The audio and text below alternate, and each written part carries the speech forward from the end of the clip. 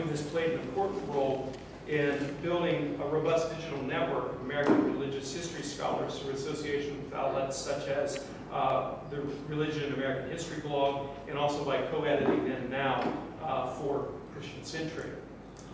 Tonight, Dr. Bloom delivers the 2015 Wellborn Lecture in American Religious History, which is supported by the generous gift of former Department of Religion faculty member Charles T. Wellborn. Since the inaugural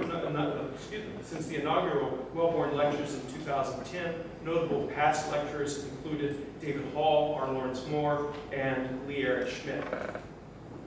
And with that, I'm going to turn it over to Ed B., who's going to tell us that the Age of Miracles is still with us, 12 steps to recovery in American religious history.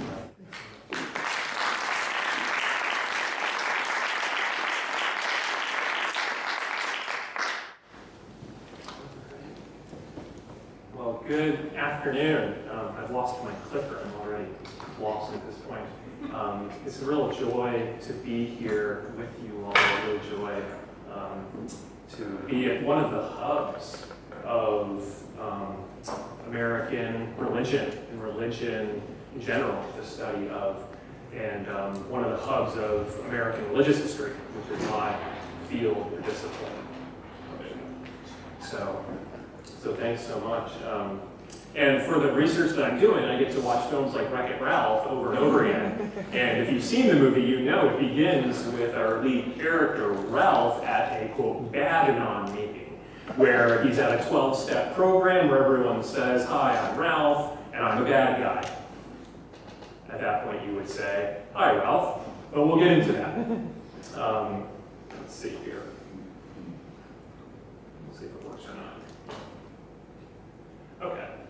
So before I get into the contents of my lecture, I do have a gratitude list for you all, and I'm going to call it a gratitude list because what I'm going to be doing in my talk is modeling for you both the language and the performance of what a 12-step meeting would look like. This would be the format of a speaker's meeting, where I'm the main speaker and you're here listening, but we'll do some introductions. But so for my gratitude list, I first want to thank Professor McVicker. He's just been extraordinarily gracious and helpful, point by point, what I'm doing each day here. I mean, I don't know, can you be my chair? Can you be my dean? He's been delightful. Professor John Corrigan, I've been watching him for at least 15 years as a scholar, and just so impressed not only with his publications and his work as an editor, but also just his temperament and style. And it was wonderful to be able to sit in a class with him. The Department of Religion, thank you. Thank you for having me. I don't know most of you, but those I do, I'm delighted to be here. Professor Wellborn, I never met the man. We did spend time in hell, Waco, Texas. So I think we share that in common. So I look forward to meeting him in heaven. And finally, Professor Porterfield, who before this talk I would have called the mentor. And I hope when I'm done with the talk, she'll be okay in accepting if I refer to her as a sponsor.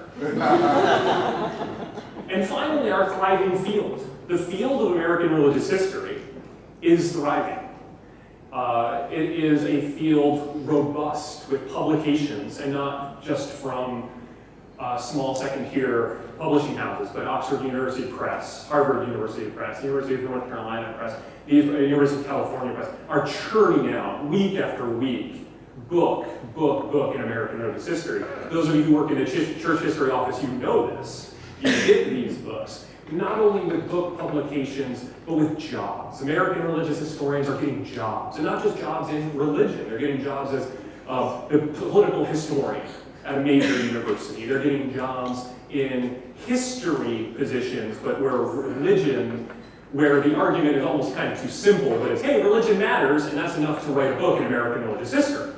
Or at least it was when I started doing my research.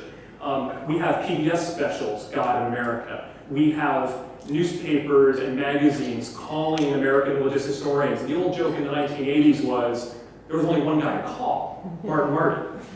Now, there's lots of different people to call, and they do get called, and they do get featured, and they do echo when they speak way too loud. And so the field is thriving. So it makes sense that someone would come and say, the sky is falling. And so I'm here to say that the sky is falling. I'm here to say that my field is sick. And I'm going to get into why I think my field is sick and why I think there is a solution through both scholarship and the ethic and aesthetic of 12-step recovery programs. So, I have 3 main points in the lecture I'm giving. I always enjoy the half of the lectures, here's the lecture I'm going to give. First, the field of American religious history is addicted, that it has unhealthy attachments, destructive attachments, attachments that blind it to other aspects of life. And in that addiction, it has made our work lives unmanageable.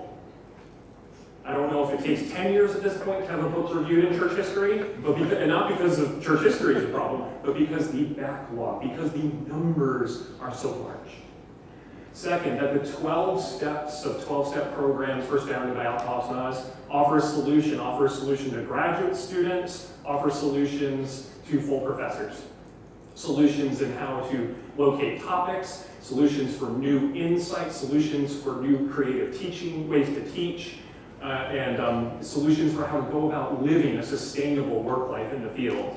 And finally, the results could be, at least what Bill W. might see as miraculous. So, and just so you know, behind you, this visual behind you is a picture from a Serenity shop in San Diego where 12-step meetings are held all day, and they're just posters, come celebrate, Alcoholics Anonymous. There's Food Addicts Anonymous, there's a ranch party, there's somebody titled CLA, I don't know what it is. But so, good evening. My name is Ed B. Hi, Ed.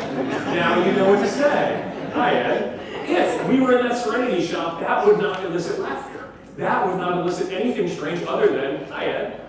Maybe some young person saying, hi, Eddie, just to be cute. Is there anybody in the room who it's their first time to this auditorium? Could you raise your hand? I only brought 2 welcome chips. But so who wants to welcome? You want a welcome chip? That means you should stand up. And it means you don't even have a choice. You're going to get hugged. Welcome. I'm glad you're here. And you would all say, welcome. Or keep coming back. Okay, who else wants a welcome chip? And you can have a welcome chip. All right. Now, why did I just do all of this kind of rigmarole? What I want to draw attention to is not what a 12-step meeting looks like, but what academia looks like. That we are in a room with one person up front speaking, and this is how we are now going to quote-unquote learn about some intellectual endeavor. And notice what I'd like you to now do is orient to this room. So look to your right, look to your left, look up, because empty space matters, one scholar seems to suggest in his book. Look at the lights, look at the walls. If you come in one of the main doorways into the Dodd, this building, you'll notice there's a portrait, I think it's of a fellow named Dodd, but it's a white man.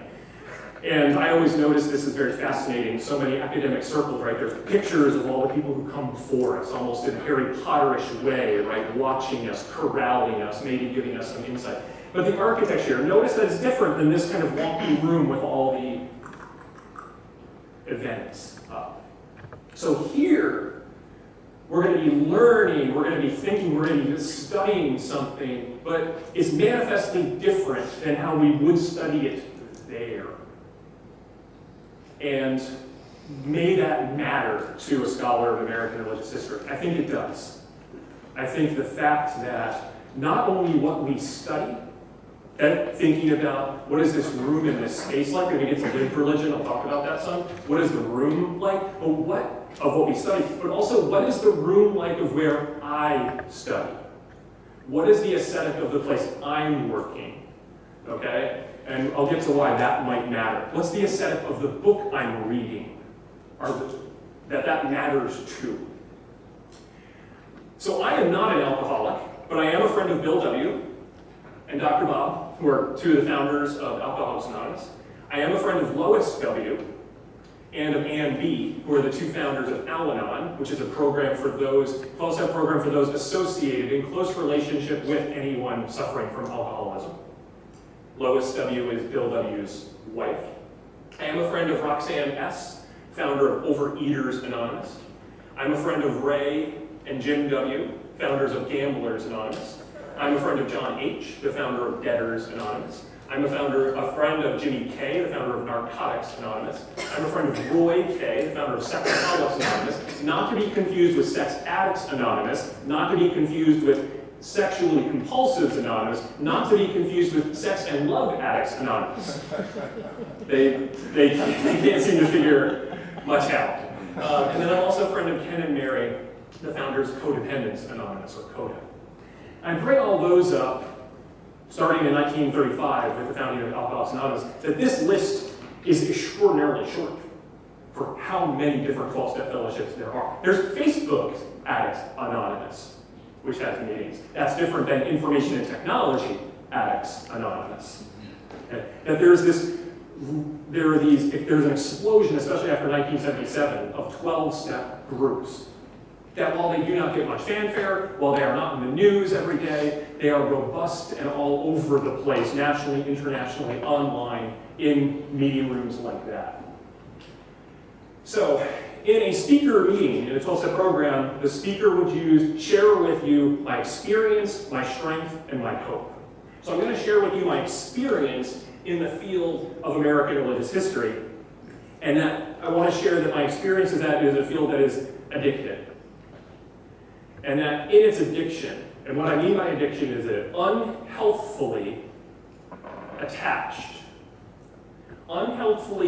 to certain subjects, certain topics, certain ways of doing scholarship, and certain personalities, that it misses out on the robustness of life,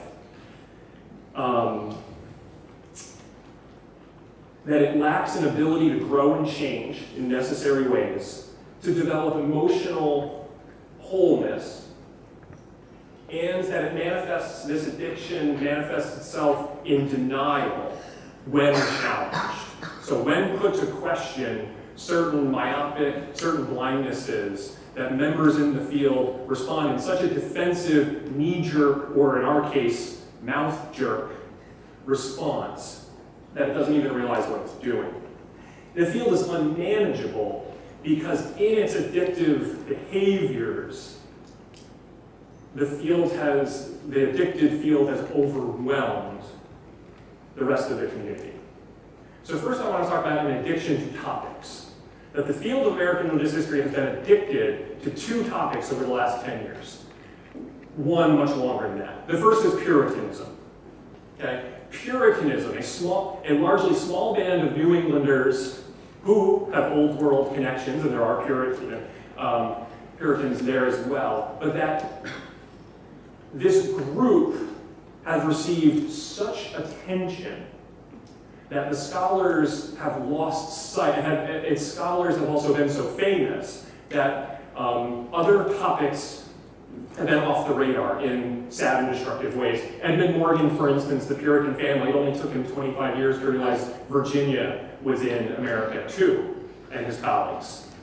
Because his teacher, Perry Miller, they were obsessed with the origin stories of American culture. And lo and behold, they found it in their backyards. And they weren't interested in moving very far from Cambridge, Massachusetts until the 1970s. Now, one thing I want to say about this addiction, and about the criticism I'm about to make, I do not find the scholars of Puritanism to be the problem. It is symptomatic of an addicted field, that there's a gravitational force around these obsessions. Another word for addiction is obsession. And so Perry Miller churned out graduate student after graduate student obsessed with the Puritans, while the history of Virginia went along for decades, until it's only in recent times, the last several years, when we have, oh, you mean the religion of colonial Virginia might actually be an important topic? So that's one arena of obsession. The other arena of obsession is the new religious right. Political conservatism, largely of the second half of the 20th century. I'm so grateful to Matthew Sutton for putting together a document reader on the religious right, so I no longer have to pay attention to the dozens and dozens of books that keep coming up. And again, I don't say this to be critical of anyone in the room who has written genius books on Puritanism or the religious right, because they have. It's not their fault. The field is obsessed, and that's what historiographical traditions can do, because we get lies. Scholars can get lies. How many psychoanalysts have had to debunk Freud? How many times do feminists have to point out that Freudian psychology is a misogynistic exercise? But they have to do it over and over because Freud's just that powerful. Right? So, the new religious right. And what the new religious right scholarship of it is symptomatic of is an obsession with politics. The American religious historians have become obsessed, absolutely obsessed with politics. That Mark Knoll, I think, is absolutely right when he critiques Darren Gochuk's work on the Sun Belt, from Bible Belt to Sun Belt, and says, I'm not even sure how this is about Christianity or religion at all, even the book. That it really ends up, the very beginning is about theology and religion, but ends up just being politics. Politics has become this kind of ultimate endeavor. So you get Matthew Avery Sutton's new book on the end times theology, and that it's the great explainer for everything fundamentalist evangelicals are doing. And yet, what a Sunday school teacher does is of no relevance in his book. The people, the world of Todd Brenneman's book on evangelicals and the evangelical cultures of sentimentality are nowhere to be found. Because how would a Thomas Kincaid painting have anything to do with end times theology that's politicized? But those people are then just written out of the story. They're just ignored. They're just not there. Because the obsession is politics. And, I don't know, every week, Oxford University Press publishes a book on the new religious right. And this is the path-breaking book that you have to read on the new religious right. And so what we have then is these two nodes. We have scholarship that is generated, that's so considered so important about the politicization of evangelicalism. And I think that's a deeper obsession with evangelicalism. But there's an obsession among American religious historians. They're compelled to deal with this issue of evangelicalism. So these obsessions then manifest themselves in historiographical traditions. They manifest themselves in books. And if the reality is, it's similar to affirmative action issues in hiring. Okay? If you have applicants, 10 applicants for a job, and 9 of whom are white men, if we base everything on just kind of, let's just all be fair, every job is going to somehow end up with this white man. So if the Journal of Church History gets 1,000 submissions and 920 of those are about Puritanism and about the new religious right, shockingly, that might be an indication. Go ahead and look at the Journal of American History. Look for articles on religion published in the last 10 years. Almost every single one is on 20th century evangelicals. Almost every single one. Now, not just subjects, but approaches to scholarship. And approaches to scholarship can be obsessed and addicted. For instance, George Marsden's most recent The Twilight of American Enlightenment, a book about 1950s America, largely based in New York City, intellectual culture. And it makes lots of really interesting points, but it is a book about white male writers in New York City. There are a handful of African American people mentioned. There are no black women discussed. And what Professor Marsden would like us to believe is that in the 1950s intellectual culture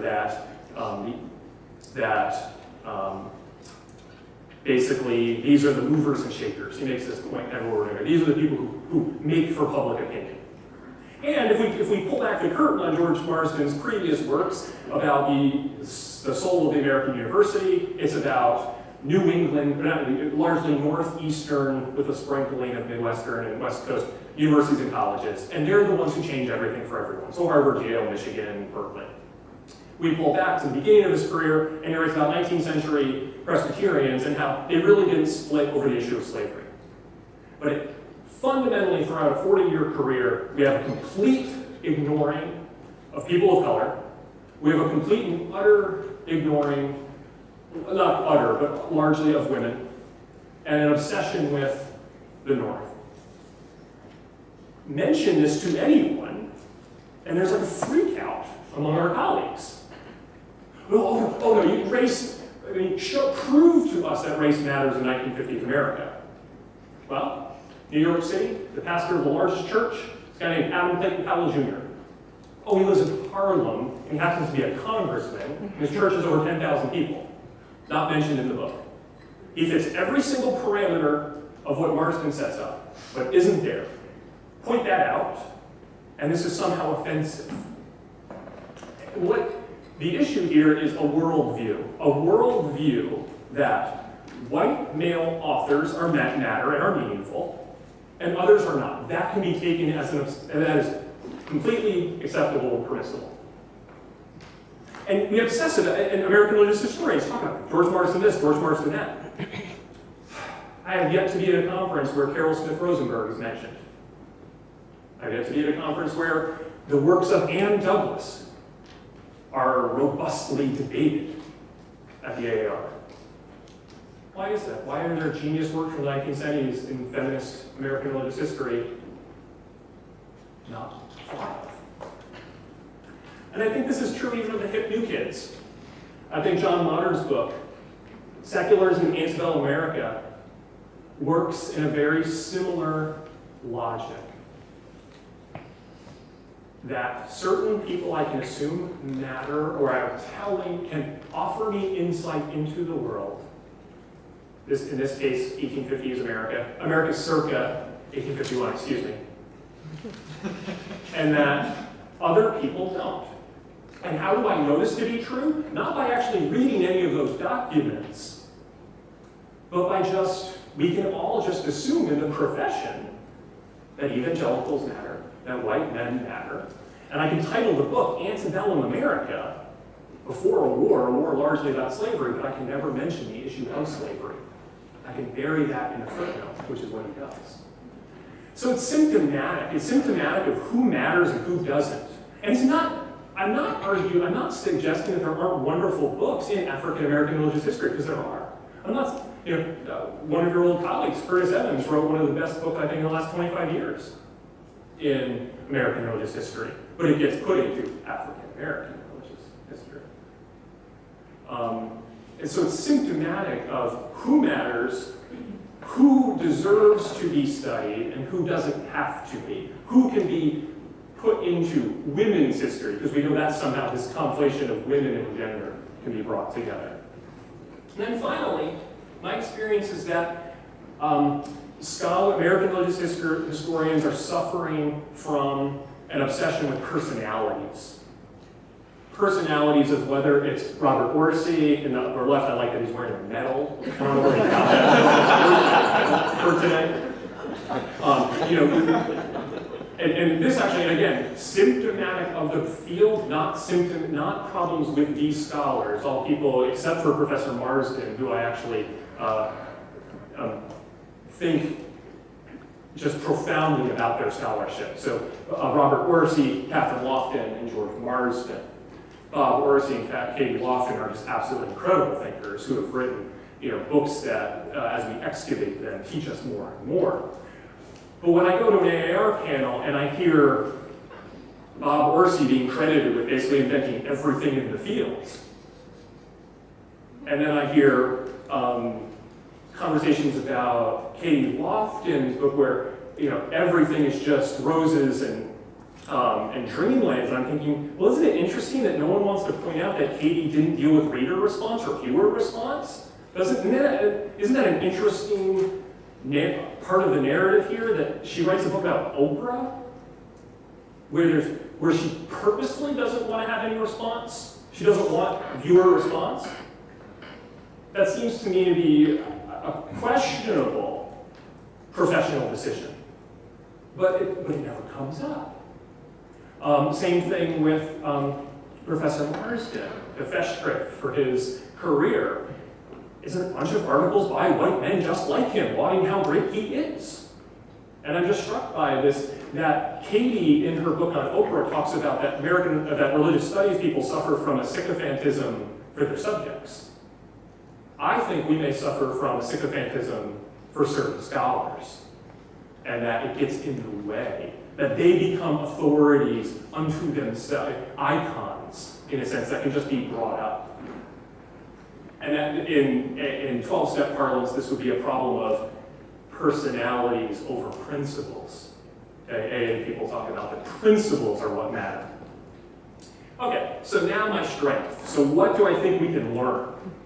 And I think there are extraordinary elements of religious life that can be taken from 12-step programs. And what I want to offer with the next kind of bit here is I'd like to suggest, here's what I'd like to propose, that rather than using broad historical context to situate AA and other 12-step fellowships, so basically say, oh, it emerges in the Great Depression, 1939, 1935, and look, here's what happens in the Great Depression that makes this possible. Rather than do that, which some scholars have already done, and rather than take my own external religious studies toolkit and tinker with the past, which is what I read Catherine Lofton and John Modern to be doing, to be taking external toolkit of aren't these fascinating theoretical tools I can use, and now let me perform them on Oprah, let me perform them on the 1850s. What I would like to do is to see what AA and 12-step programs like it can teach us about how to do scholarship, about how to study history, historical developments, the tools of our trade. What new and provocative, what may we learn that's new and provocative by turning to their history, their emphasis, their ethics, their aesthetics, their culture, their economics, their politics? What I want to do is suggest that by taking a look at this group, that, just so you know, Alcoholics Anonymous, it's not in Martin Marty's Religious Pilgrims in America. It's not in Sidney Elstrom's tome. This group that we've all heard of, you've all heard of Alcoholics Anonymous, right? It's not even on the radar. A book, Alcoholics Anonymous, the big book, is listed as one of the most important books written in America ever. I've never been at a conference where there's been a conversation about it. It's 75th anniversary. Was there a big to-do at the AAR? I don't think so. Maybe there wasn't, I missed it. But so what I want to do is go from the inside out rather than the outside in and see what we can find. And why this is important is because I think there'll be something exportable. I think for all of you, for your fields, even if you're studying the religious right, and many of you are, or you're studying Puritans, or you're studying, that you'll actually be able to take something from here. So just, that's another picture from the Serenity Shop. Easy does it, a program slogan. Everything I ever let go of had claw marks on it.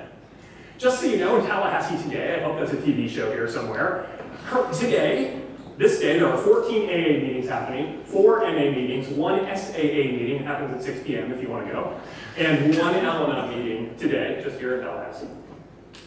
Okay, so what are some things we can take from it? First is that the United States and the world, United States in the world, or world history, the bifurcation of world and United States, that needs to go. It needs to go for everybody, okay? Whether you're studying Mormonism or Alcoholics Anonymous, the reality is I can't really think of anything that's just within one container. So Alcoholics Anonymous, for instance, starts in 1935 with 2 guys. Now it's a fellowship of about 4 million people. It's about half within the United States and half outside of the United States. Very similar to Mormonism, which is half of its following in the United States and half beyond. So if we call it Mormonism as an American religion, well, what do we mean by that? So someone, in Japan who's Mormon is somehow American? Are we interested in that kind of religious cultural imperialism? So one thing we can take is we can look at these histories, whether it's, and at the connectivity of the United States and the world. Now that doesn't mean just falling into a trap of transnationalism where national borders don't matter, because they do. So in the United States, for instance, beginning in the 1970s, certain states within the United States compel someone gets a DUI to go to an AA meeting. Well, that's a very interesting church-state issue happening in the United States that might not be meaningful in Switzerland. Another issue is print histories. We'll get to that. Materiality, and particularly the materiality of that print history, right? They have these posters on the board there, what we don't have here. Lived religion, right? I think we need to stop using that phrase, lived religion. We need to call all religion is lived. We can talk about other approaches. Geographies of faith. New York City and Los Angeles are not the only cities that matter. Social organizations, the spiritual religious, quote, divide, spiritual but not religious as a reified concept. We can talk about economics, state law differences, neurological and physical. That when we get into addiction research, we can start thinking about religion and the brain, religion and chemicals, religion and the body. And finally, influences and dispersions. So first, let's talk about this issue of authorship. So the Alcoholics Anonymous is two things. Alcoholics Anonymous is both an organization, started in 1935, that's where it says its history is, and a book. 1939, the publication of the book, Alcoholics Anonymous. Well, in the late 1930s, Bill Wilson, and his friends wrote this book, and they circulated 400 mimeographed copies. This is a clip from one of the pages, from the 12 steps actually, where a number of people wrote back, they sent the mimeographed copies back, and they brought together the edited ideas. So here we have steps 2 and steps 3. Came to believe that power greater than ourselves could restore society. You all know AA is a 12-step program. You admit you're powerless. You come to believe in God. You do your defects. Yada yada. Notice. Oh, that's a great. Look at the cat. What happened to the picture? It looks like it cut off somewhere. Well, let's see what we have here. Okay. Let's see if the next picture works. Here we go. So, step 11. Sought through prayer and meditation to improve our, originally written by Bill W., as our contact with God, praying only for knowledge of His will, profoundly masculine God, just so you know, for us the power to carry that out. So one of the people who wrote that put, let's improve our conscious contact with God. One wanted a power above us, and another wanted as we understand. So they're having a corporate decision. They're finagling together. What should this word be? How do we refer to God? At the bottom, here we have our personal adventures teach us this, that we're alcoholic, etc. That God can and will, or should it be could and did? So is it a future thing or already has done it? And one, Dr. James Howard, always crosses out God and puts in faith. That faith could and did, or faith can and will. Well, those are two very different things, right? So here they are playing out on the page their religious worldviews. Okay, in a book that's anonymously published. Who is the author? If you go on Wikipedia, it says Bill W. is the author. He's the principal writer, but who's the author is very complicated. Here's very interesting. So the Alcoholics Anonymous has personal conversion stories in it. Stories of as an alcoholic, how I came to sobriety. Throughout the edition, certain stories have been taken out, certain stories have been put in. The first story, the story that always begins that section of the book is by Dr. Bob. Dr. Bob was a medical doctor who worked with Bill W. at the very beginning. So he writes the end of his story. He says, if you think you're an atheist, an agnostic, a skeptic, or any other form of intellectual pride which keeps you from accepting what's in this book, I feel sorry for you. It's kind of interesting. Stephen Prothero, Lee Schmidt, you're doing all this work on non-believers. AA has a big, robust debate about whether you can be a non-believer and actually get sober. The newest edition of Alcoholics Anonymous, the 5th edition that will come out in the next couple of years, they're purposely having submissions from non-believers. They actually want stories, personal stories from non-believers as part of their issue. But at the end, Dr. Bob writes, your Heavenly Father will never let you down. Well, Dr. James Howard of New Jersey says, change. Your faith will never let you down. That's fascinating, right? It's somebody's conversion story, basically, how they got sober. And someone else is recommending, no, not Heavenly Father, but faith. Well, what was published was your Heavenly Father. Dr. Howard didn't get his way. What Dr. Howard did get was God as you understand Him. That phrase was not originally in the AA Big Book. It was just God. So what's the point of all this? Why am I bringing up all this stuff about authorship? Who is the author? AA teaches us to question who's the author, and I think that's true of any book. Those of you who've written books or articles or worked at the journal know how much writing do the editors do? How much writing is done by others? How many times have you read in acknowledgments where a scholar thanks his wife for typing it? And have you ever wondered how much he wrote? The author is a construction in time. The author is a legal business designation, okay, that we have, that our modern world has created. You can look at in literary studies, there's all this great work on authorship as a construction. So just to assume the name of it, Reinhold Niebuhr, and then open it up, and those are his thoughts, his ideas, that is an assumption, right? It shouldn't have taken us James Cone recently to point out that Arthur Schlesinger Jr. was asking Reinhold Niebuhr, you want to mention slavery in your book on American history? Right? That's when we actually go back to these types of sources, when we look at the production of the material, who's writing what, to assume Francis Schaeffer wrote this is an assumption. It may not be true. Even before we get to reader response theory about how I read, my readerliness brings meaning to it. Now let's talk about the materiality of publishing. The AA Alcoholics Anonymous, the book, is known as the Big Book. Okay? Here's the 4th edition. That is not a big book. That is a small book. It is called the Big Book, and that confuses some people. Some Christians get very upset with that. It's called the Big Book because the original edition in 1939 was gigantic.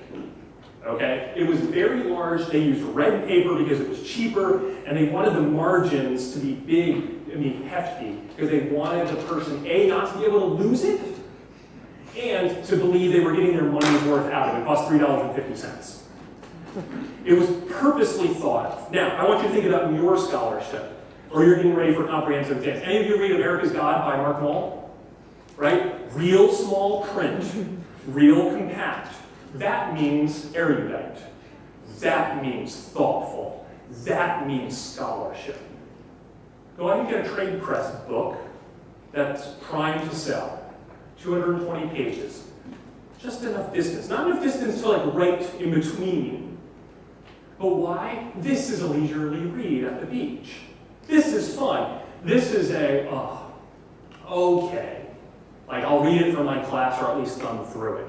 The aesthetics of the book matter. You go to the library, right? You get a book off the shelf. It doesn't have a cover. It doesn't have blurbs on the back, right? You go to a bookstore and it does. That matters because the cover structures perhaps how you think about it. The author, who we call the author, isn't making any of those choices. They're not choosing the font. They're not choosing the text size. And if you don't think that influences how you read, think about your own experience, right? That those are true. They're also, business practices, but the materiality matters. Or the Grapevine, this magazine that Alcoholics Anonymous puts out. The materiality of how large is the magazine, how small is it? Why can Alicia Kaufman write a whole book about the Christian century? A magazine, an important magazine, but it was never dynamically widely sold, but important. But we have no scholarship on 12-step program literatures because it's not just their magazine. They produce daily readers. They produce book after book after book after book. And they're all over the place. This is everyday people producing religious stuff. Lived religion. Okay? That, I think, actually, the fact that we call it lived religion proves to us that there's a problem. That the origins in religious studies, in so many ways, were so moved toward religion as thought, religion as belief, religion as ideation, religion as idea, that then when people came around and said, you know what? Architecture matters. What I do with my body, where I sit, how I smell, that's all religious too. What I eat. Oh, so we have to come up with a name for that. Lived religion. It should be the other way around. We study religion. Oh, and then if you study thought religion, you have to call it that. If you see everyone as a brain in a vat, or a mind in a vat, like Bruno Latour calls it, then you should have to say that, not the other way around. Because the idea that religion is all about just ideas or beliefs, that's a very particular concept of religion that you all probably get in your first semester. The ascetics matter. Easy does it as a religious, spiritual concept. In AA, we see that everyday people create prayers. So for instance, we talk a lot about the origins or think about the serenity prayer. Anybody know the serenity prayer? God, grant me the serenity, accept the things I cannot change, courage to change the things I can, and the wisdom to know the difference. Anybody hear that prayer? You didn't hear it because Reinhold Niebuhr might have been the person to first write it. You know it because of 12-step programs, because they popularized it. But it's not the only prayer. And it's not the only way it gets spoken, right? Here's a tattoo of a guy in 1980 who's been sober since 1984. And he just got the serenity prayer put onto his arm. That these prayers get dispersed.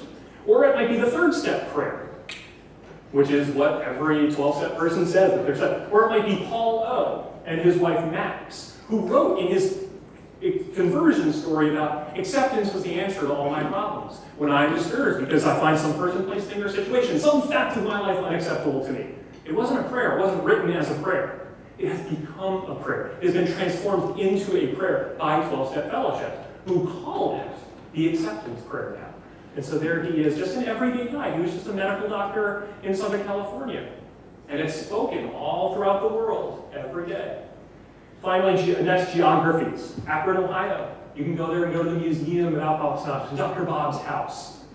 That Akron is the birthplace of AA. And so we might think of why Akron. What was it about? It's between Chicago and New York City. That's why Bill W. was there. Okay. Next, economics. 12-step fellowships choose what they call corporate poverty. Okay? They choose to be poor. They keep a crude reserve, that's it. Why does this matter? Well, American religious history is starting to get obsessed with capitalism. It's starting to get obsessed, it's long been thinking about consumerism. But the ascetics of, for instance, Black Televangelism by Jonathan Walton, where he excoriates them, and rightfully so, for the ascetics of wealth. Well, what about the corporate poverty of 12-step programs? How this group that's formed in the Great Depression that then rides through the age of affluence in the 1950s, another age in the 1990s, why are these people, their willingness to be poor as a corporation, why is that not in any of our storylines? So who are the people who choose poverty? The suburban mothers who choose to teach Sunday school, right? In 12-step programs, the lawyers who choose to make coffee, the doctors who choose to be sponsees of janitors. But what we have in these programs are multiplicities of identities that often turn over other identities, right? Those with power become servants. And so in our scholarship, why do we reify identities at all times, right? Conservative women in Orange County, California, they do this. And it's like, wait a second, why are they doing something else? When you go to Rick Warren's church, they reach out, they bring teams of lawyers in to help those who may not be legal immigrants there. That runs against what we typically think of conservative evangelicalism, right? But it gets written out of the narratives. Social organizing, diversity in action, right? There's this new American religious history consideration of, it's not new, Protestant Catholic Jew, right? That's not new, that's from the 40s. But it's become reinvigorated by Kevin Schultz, reinvigorated by Matt Hedstrom, and I'm almost done, by Matt Hedstrom, right? Especially through the National Council of Catholics and Jews, right? Tri-Faith America.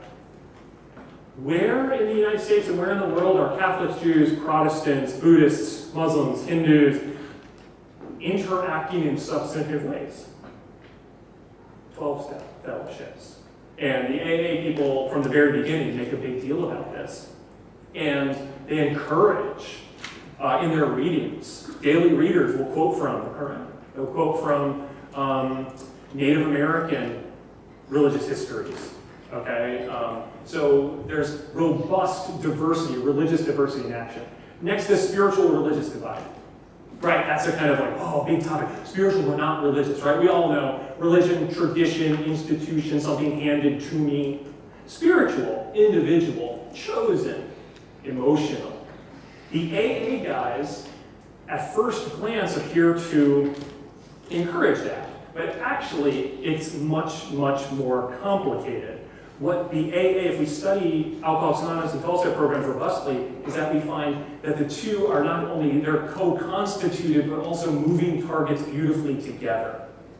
Okay, if you read the Alcoholics Anonymous big book, basically it's just wrangling over, it's not that religion and religiousness is bad, it's that I must be spiritual first and then I can have a religion. But the bifurcation of them that we so easily reify and then push back in time isn't there. So if you actually want to study spiritual and religious context, the AA Big Book is just fantastic there. And obviously Matt Hedstrom's book mentions this. And Matt's actually one of the few people who actually gets Bill Wilson into a book of American religious history. Finally, Rule 62. And this is where we'll get just about it. Rule 62 is don't take yourself so damn seriously. Okay? Alcoholics Anonymous had all these infights at the beginning, and then they just learned to laugh. Where in American religious history is comedy? Wreck-It Ralph is a humorous film, and it's about 12-step groups. Finding Nemo, remember the scene, fish are our friends? That's a 12-step meeting they're having, not because they're addicted to fish. Or the humor issue of The Grapevine. They have cartoons. The Grapevine has comics in it. So laughter and thinking about religion and laughter. Okay, finally, my hope. This is where we'll end. I have this outrageous idea of 12-step scholarship. And what I mean by that is not the self-serving, self-indulgent, outrageous idea of Christian scholarship that George Marsden presented years ago, where he, as an evangelical Christian, moaned and moaned and moaned that he and his colleagues should have a bigger spot in academia. What I mean by this is a scholarship of research, teaching, and service that's based on unity, service, and recovery. That basically we start, oh, I lost it, that's okay. That we learn how to behave and move in our scholarship. I know, isn't that fun? To move in our scholarship in healthy, selfless ways rather than selfish ways. And what do I mean by that is, so you're going on the job market, the Serenity Prayer might help. It might.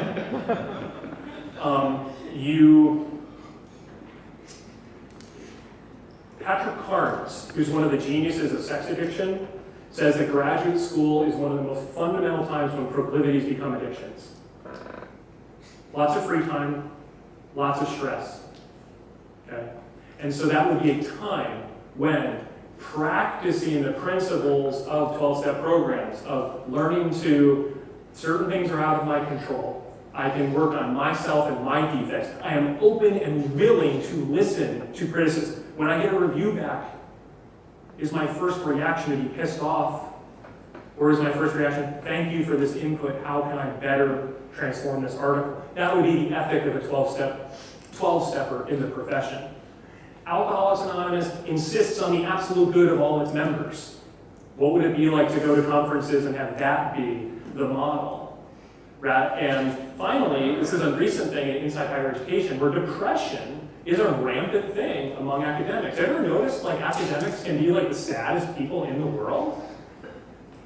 And so one of the reasons I think for that is academia is a profoundly, by culture, self-ego driven realm.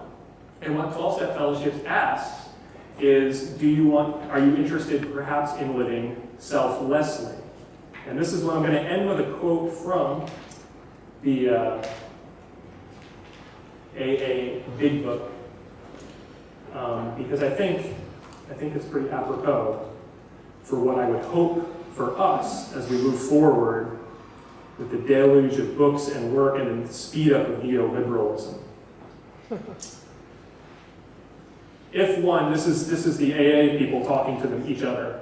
If you join the group and practice the principles, life will take on new meaning. To watch people recover, to see them help others, to watch loneliness vanish, to see a fellowship grow up about you, to have a host of friends. This is an experience you must not miss. We know you will not want to miss it. And then the writers continue. It may seem incredible that these men are to become happy, respected, useful once more. How can they rise out of such misery, bad repute, and hopelessness? The practical answer is that since these things have happened among us, they can happen with you. Should you wish them above all else and be willing to make use of our experience, we are sure they will come. The age of miracles is still with us. For academics to become selfless, for academics to be concerned about issues not only in their own critical engagement, I think that would be a miracle in the culture of American religious history. So, I'm done with my chat, and we're open for conversation.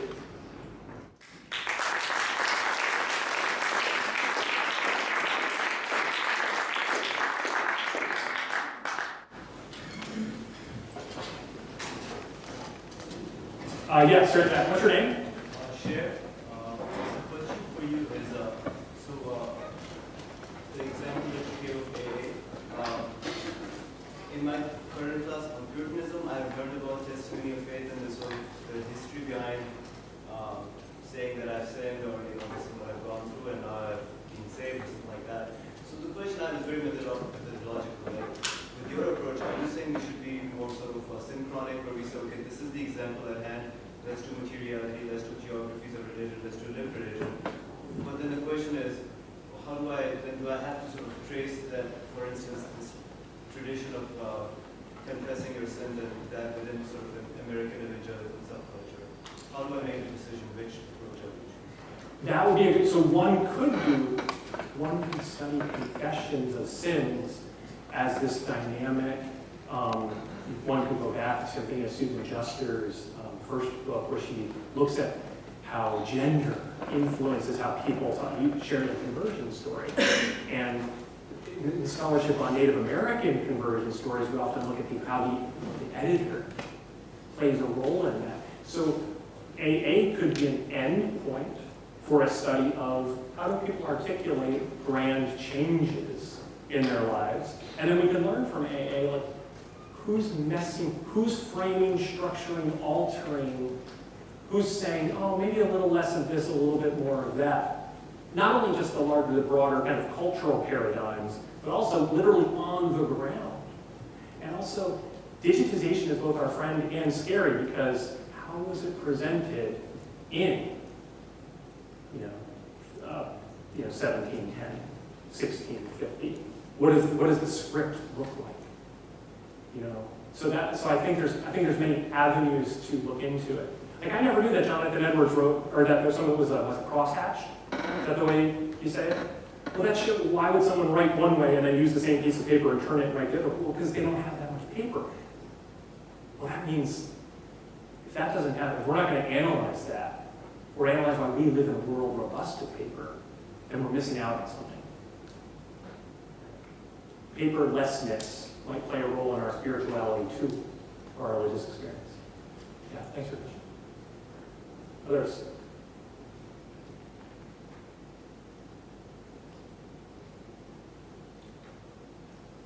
I know all the extra credit people are like, oh, can I leave now? Yeah. This is a comment, maybe more than a question, but I'm just wondering if making your critique in light of a particular subdiscipline may forestall some of its potential. And what I mean by that is, I think there's a more radical critique, or if you follow your critique to its ultimate end, more radical critique to be made of not just American religious history, but religious studies and academia in general. Mm-hmm. I'm thinking of a recent study. This will come as no surprise to anyone, but the majority of academics are white men. Yes. So it's not just a question of the subdiscipline, it's a question of the whole sort of institutionalized de facto racism, I think we would argue, in which we're all in a way complicit if we do nothing actively about it. And I'm also thinking of, I think the other part of, I think you were referring to the Cross and Lynching Treaty by James Cone, in which he says that Reinhold Niebuhr didn't say a word about lynching. And when you think about, when one thinks about the recent police attacks on predominantly young African Americans throughout the country, that's something we might all think about. It seems very analogous to lynching. And I thought what was interesting in St. Louis after the death of Michael Brown is that there was a meeting held by people like Al Sharpton, members of the sort of African American religious establishment, that wasn't very well attended by people from Ferguson. But there was a memorial to Michael Brown, a kind of place of sacrifice and local pilgrimage. It sort of sprung out of nothing. I mean, there's stuffed animals, there are candles, all sorts of things left. So that there are, there are, as you're saying, dynamics of ritual and American religious activity that are completely off the radar. And that's the end. It's not, your first point is, yes, that would be, what I'm really trying to say is academia is complicit in, not complicit, that it furthers these structures of individualism that tend to benefit people who look like me and have experiences like mine. And I mean that even in who's the author. When I went for my full professorship, I had to highlight in my book with Paul Harvey every sentence that I wrote. It was ridiculous because that's not how we wrote it. But the assumption of one person writes one word is so embedded into the structure even of our discipline. Why are joint hires often so hard for universities, right? Because we are stuck in this, we can make corporations people, but we can't think about broader issues like that. So yes, my specific examples, I think inductively, we could export. The Reinhold Niebuhr example, how many books are there about some way, shape, or form Reinhold Niebuhr, where then no one actually mentioned, oh, and by the way, African-American men are getting lynched every 3 weeks. Why did it take James Cone in 2014 to point that out? Yeah, man.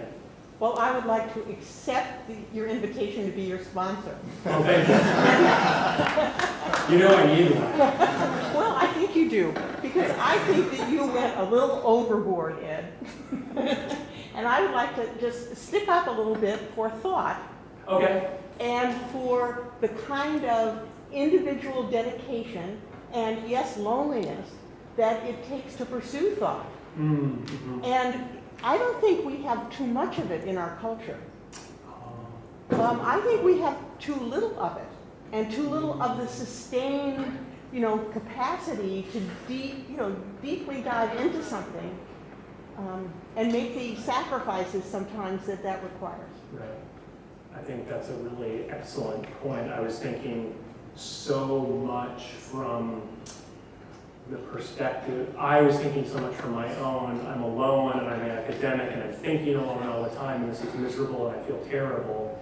I wasn't thinking of, well, what if I'm, an everyday guy, an attorney who's out there doing his stuff. It's like, when does she or he have time to reflect on an intellectual endeavor? Right, I think that's a really good point. Interestingly enough, 12-step programs offer a time for people to sit there and read together, have quiet time together, actually do the things in a little bit what academics kind of do. Study a book together. A lot of meetings are book studies where you'll actually read a couple pages from the A Big Book and then talk about what you think about it. I mean, it's basically a classroom experience. So that's a really good point about contemplation, time for reflection. And I'd also like to stick up for the Puritans, or the study of Puritans. Okay, please. Precisely because of this obsession, and I think it's not unfair at all to call the interest in Puritanism an obsession, that the treasure of scholarship about this relatively tiny group of people is extraordinary. Methodologically, I mean, so much is known about people so long ago, and so many brains have been at work on, well, can we look at it from this way, or uncovering some other aspect of a manuscript, that for a scholar of American religion not to have stuck his or her toe into that really treasure house would be sad. So I think my concern there is that the ruts become so deeply grooved that then when, for instance, we find out Jonathan Edwards owned slaves, it's then not like, if you go to George Marsden's biography of Jonathan Edwards, that's just a kind of not very big issue to George. And I think that's an example of the rut was created from, why do we know so much about them? Well, they wrote a lot. And our assumption of meaningfulness is in writing, and why there's less. There's some on architecture, but less. I was just talking to a colleague in the room about 19th century book, When Church Became Theater. Why is that not on everyone's reading list? Why does that not get mentioned about the architecture of the buildings? And so I think I guess maybe one going back to Puritanism with new sets of eyes, not from the sets of eyes from within the 100 years of studying, even more than that, of studying Puritanism. Like, I really want to understand Jonathan Edwards' theology. Like, oh, okay. So I think that's my concern is the ruts that are created from the so many people studying it. Yeah. So these 12-step programs come both from the margin, they really illustrate also the center. I guess my question was, how do you see these 12-step models? What are the demographics of these 12-step models? And then also differences between them. So for instance, Alcohol Anonymous, is that right? Alcohol Anonymous versus say something like Sexual Addicts Anonymous or Overeaters Anonymous. What are the different demographics, not just maybe linguistic, but income, ethnicity, and I don't know if you It becomes wonderfully interesting. So for instance, Alcoholics Anonymous for a long time was mostly men, and it's now probably, I don't know, so maybe 40% women. But Al-Anon was often profoundly women. Interestingly enough, in AA, Bill W. is a hero, is an icon. In Al-Anon, we don't talk about the founders. They don't fetishize the founders anywhere near. They're not thumping the big book like the AA people are. And so you got the differences as well. It's kind of like when people study early 19th century American communes, the different commune experiments. It's like, oh, we can group them together and say, here's how they're all criticizing capitalism or individualism. But then when we actually shine lights on their differences, it's like, wait, why does no one care about Lois W? There aren't pictures of her, there aren't drawings of her. Without her, there's no Al-Anon. Without her, there's no AA. She was making money for Bill during the Great Depression. So it's another example of how grouping together can then shine lights on the differences. I like who's the gentleman working on Lutheranism in the 20th century? That is wonderful. It's like, here's a group that doesn't fit into the paradigm, but is interacting with evangelicals. How do they shine a light on not only evangelicals, but also on scholarship about evangelicalism? That's what I'm asking for. That if someone then does want to go study evangelicalism in the 20th century. So yes, that's exactly the type of question and consideration I think we should pursue. I can talk more about later about all the different groups. So. Yeah, John. So I have a comment and I have a question. And the comment, first of all, is I think I agree with what you're saying about the labor of a scholar. For a long time I've been saying that we're still too much indebted to a kind of monastic model of how scholarship is created, whereby somebody goes into their cell for 2 years and comes out and presents a book to the world. But we need much more kind of collaborative work in a lot of what we do. I mean, we still need to have single author monographs, but we need a lot more collaboration. This is something that isn't just a part of American religious history, but the humanities as a whole. You know, science papers have anywhere from 5 to 15 authors typically. Right. Even papers in the social sciences and behavioral sciences, the same sort of thing. But we have these single author things that we do. So there is, I think, some threshold there for us to stand on and look to the other side to see what it is we might appropriate. The question is this. I've been trying to think of this for a while now since you've been speaking. And, you know, in AA, there's some semblance of an idea, I think, about something being recovered. And we can debate what that is. But do you want to really use that same word in talking about American religious history, given the way in which you portrayed it? So what are we to recover if the way that it's been done has been so, there's thoroughgoing way, problematic up until this point? You know, there's a part of me, and maybe it's, again, the first books I wrote. Recovered is such an interesting word, even in 12-step programs, because, like, was I ever sane to begin with? You know, or did I just have to become a completely new person? There's part of me that I love the audacity of many of our founders. I love the audacity of W.E.B. Du Bois and the Souls of Black Folk. I love the audacity of Max Weber. I love the audacity of Emile Durkheim. I'm going to find the elementary forms. I'm going to find the origin story in Australia. You know, and Weber being willing to say, you know what, I'm going to turn this whole thing on its head, at least in Protestant ethic. And so I think that, maybe it's even hubris, but I like that. I'm gonna punch for the sky. I mean, Durkheim is such a great example. I'm gonna use suicide to try to show you that sociology is the best way, that the broader social, I'm gonna take the most individual thing and try to show you that it's a social, it's an aspect of larger, broader society. So I think that's, if I were to say, quote unquote, what do I want to recover? It would be that belief that I can make something new. Because that's what I take from them. Or even Souls of Black Folk. That's one of the things I take from that book. In a world that says we have no souls, I'm going to title it, We Have Souls. So, but you know, or the holistic, the Sidney Alscher, Martin Marty world of like, I'm going to try to create a grand narrative.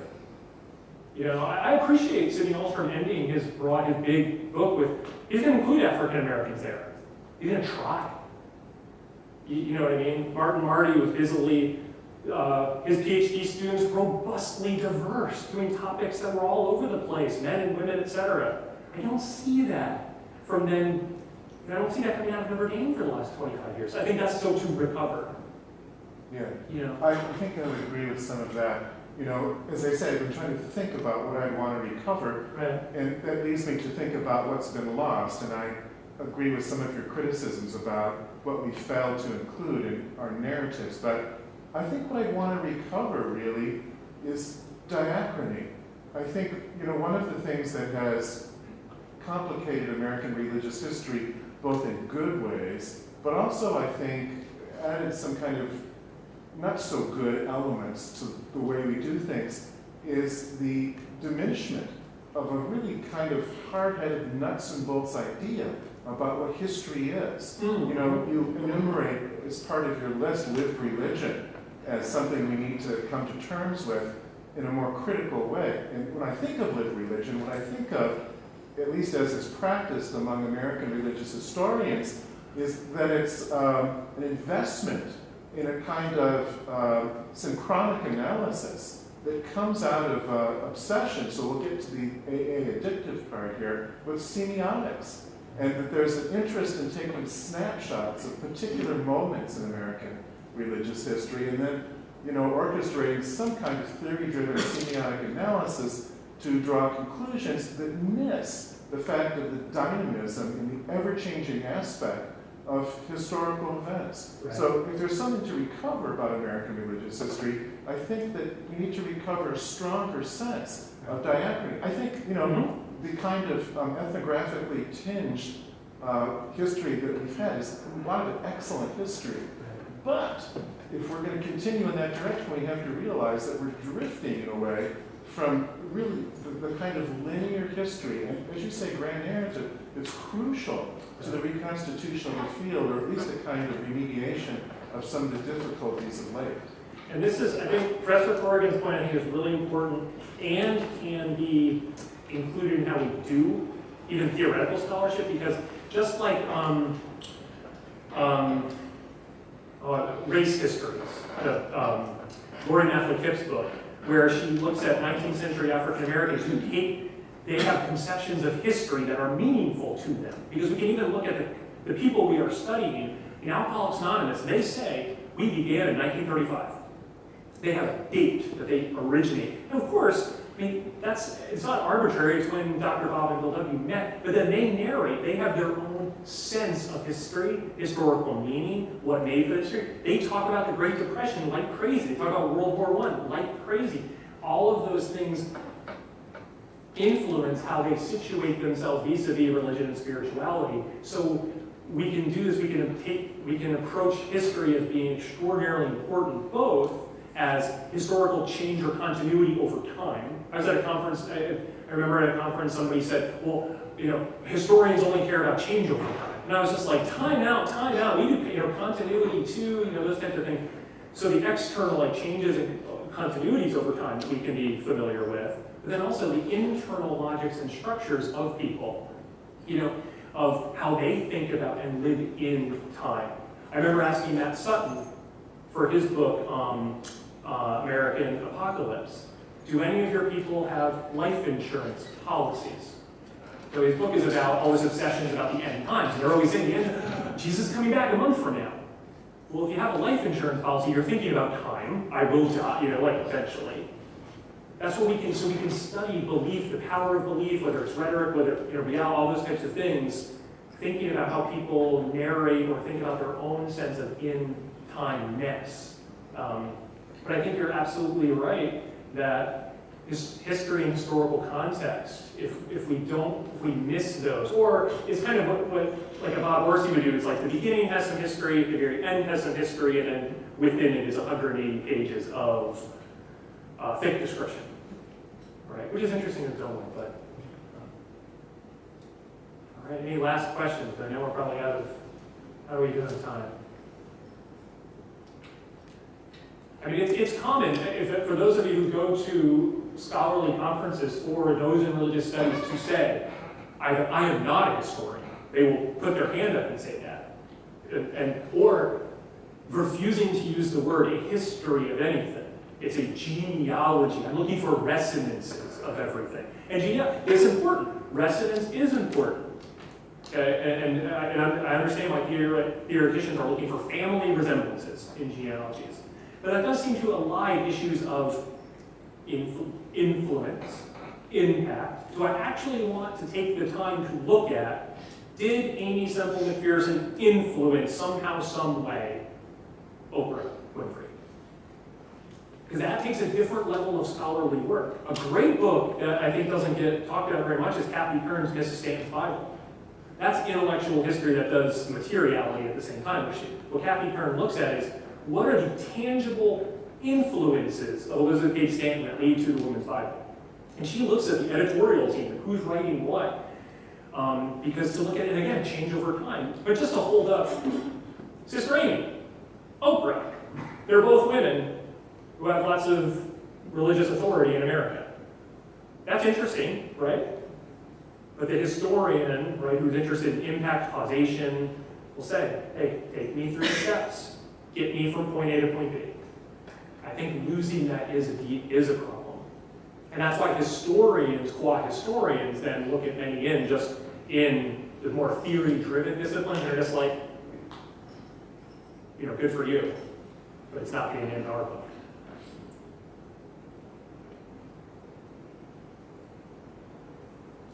Other thoughts, questions, worries? Your mom goes to AA and you think it's a cult.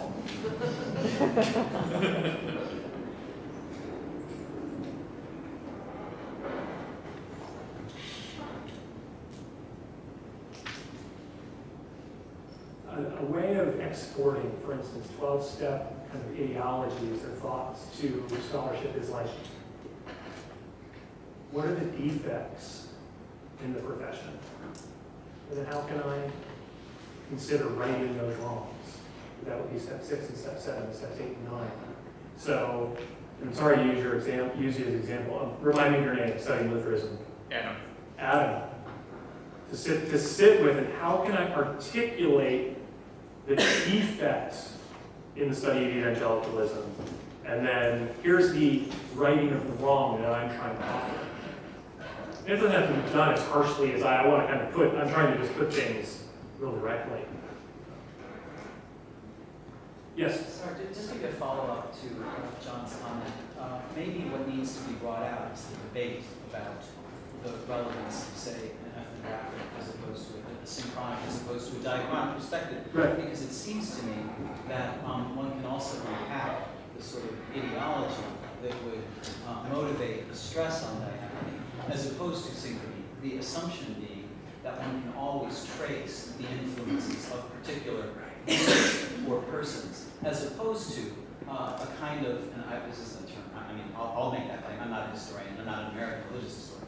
But there are other kinds of causalities that might be recognized by certain religious groups that might think of causality and agency differently from the American religious historian who's approaching the situation. So it's not that one should necessarily be favored over the other, or maybe one should or not, but maybe what needs to be done is to have an open and explicit debate about that issue. I think that is an absolutely wonderful point. It's kind of like it's similar to what I would suggest about this bifurcation of spirituality and religion, that by assuming they are oppositional, assuming that they that we miss out on robust interplay.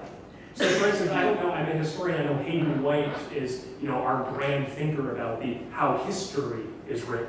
But are there the great thought, the works on, okay, here are the ways religious studies is written, and then to bring those together.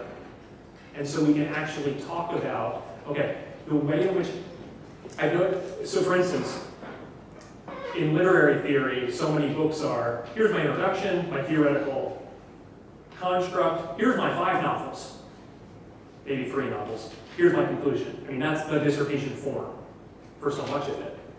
And so can we think about, okay, how you choose your themes, for instance, Catherine Lofton and Oprah, the process of chapter by chapter, what's the rationale, what's the logic behind it, right? The historian can sometimes hide behind chronology, but that we know is a narrative structure, a theoretical choice made. So bringing those in conversation and say what work is being done by supposing that these are somehow different, are necessarily different, right? We bring them together and we see,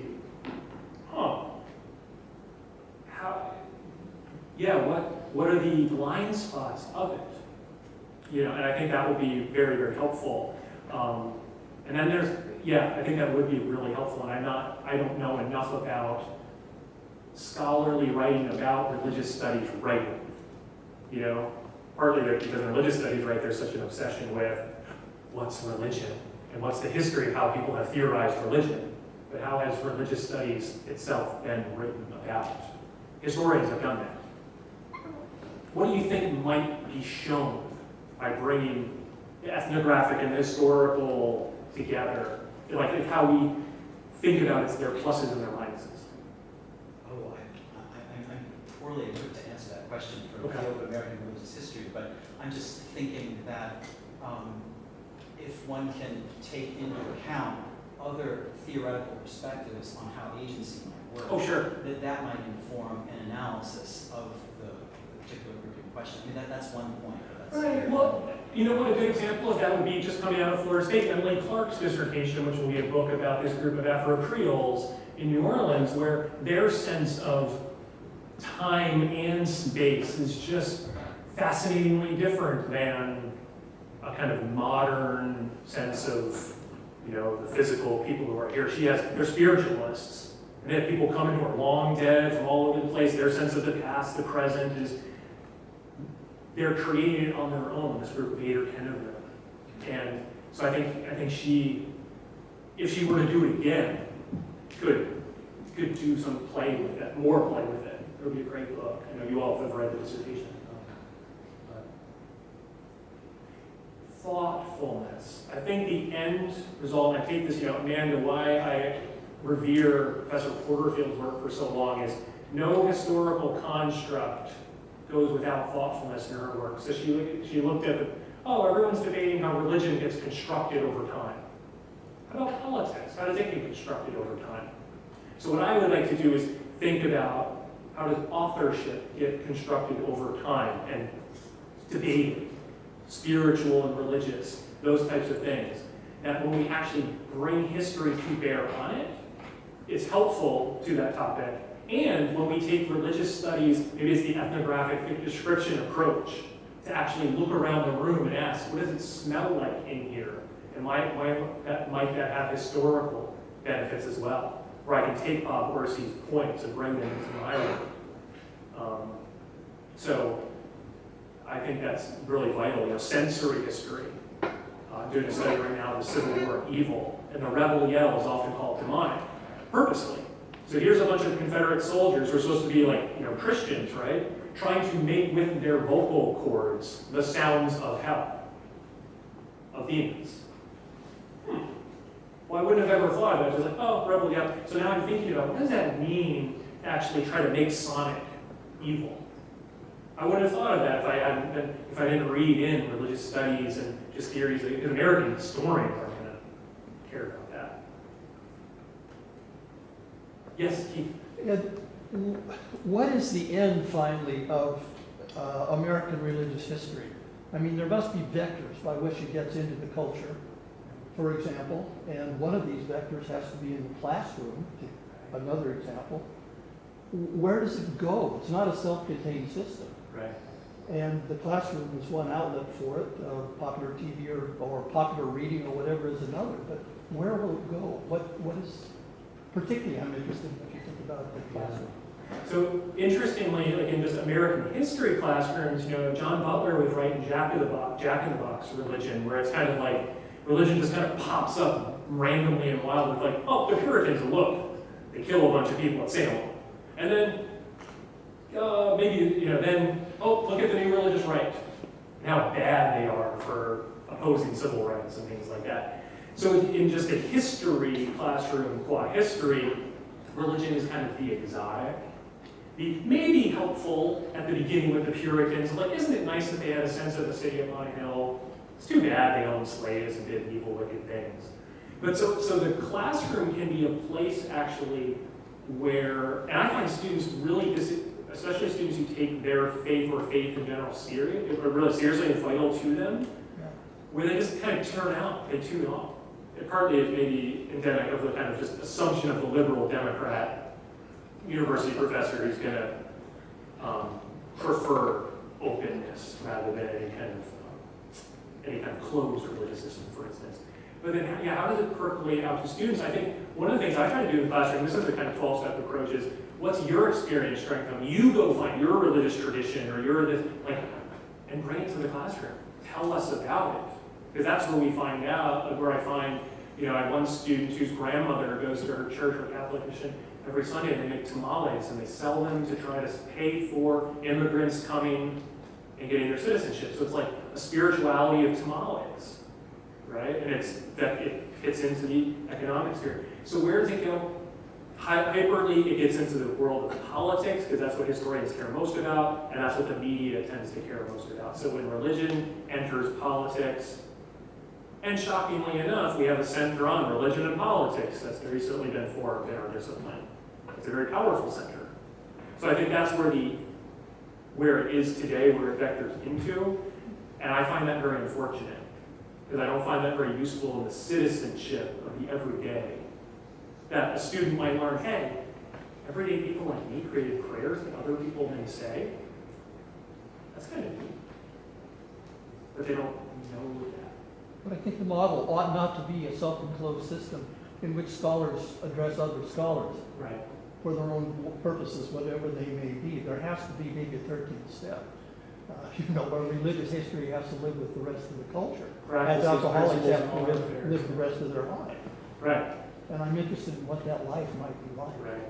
Well, and so like Steve Prothero has his vision of good citizenship through American religious history, so he creates God in America, his PBS special, which, a lot of people watch that. Or Oprah has her belief thing that just happened. That's her approach too. It's actually quite ethnographic. It's documentary. I don't know if anybody watched it. It's been out yet. What's that? Right now. Oh, it's happening right now. So that's her approach. So there are a lot of people. The Hobby Lobby family has paid for a museum of the Bible in Washington, D.C. that will open in the next couple of years. And so there are those people who are engaged. Interestingly enough, when like Randall Balmer stands up and challenges evangelicalism, it becomes persona non grata among those scholars. But I think you're right. What would that look like? I go to teach at Gonzaga, and what does it mean for me to be engaged American religious historian there as part of that community's thinking about religion and politics and government and economics, and the hard part is we become academics and then have to get tenure and we're tired.